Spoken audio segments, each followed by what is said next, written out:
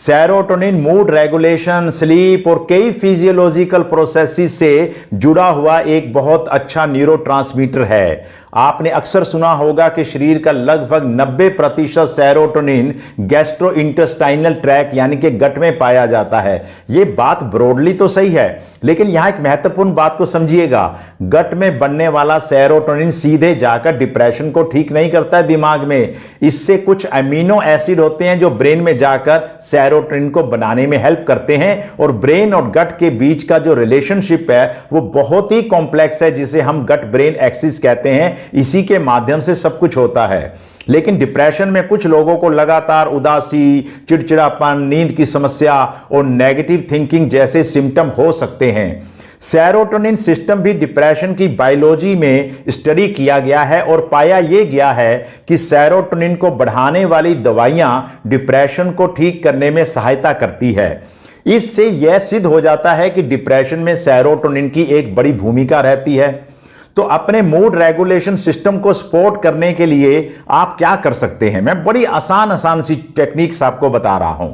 पहली टेक्निक है morning light. सुबह प्राकृतिक रोशनी में कुछ समय बिताना हमारी सर्काडियन रिदम यानी बॉडी के क्लॉक को रेगुलेट करने में मदद करता है। इससे दिन के अंदर अलर्टनेस आती है, रात में नींद का पैटर्न हमारा बेहतर हो जाता है। तो आपने करना क्या है? सुबह 15 से 20 मिनट तक आपने नेचुरल आउटडोर लाइट लेने की कोशिश करनी है, और अगर ऐसा संभव ना हो, कुछ देशों में ऐसा नहीं हो पाता है, तो आपने ज्यादा से ज्यादा सुबह लाइट में रहना है, चाहे वो आर्टिफिशियल ही क्यों ना हो। और दूसरा है गट फ्रेंडली डाइट। अपनी डाइट में आपने probiotic, fibre rich vegetables, fruit, whole grains और फर्मेंटेड फूड को शामिल करना है।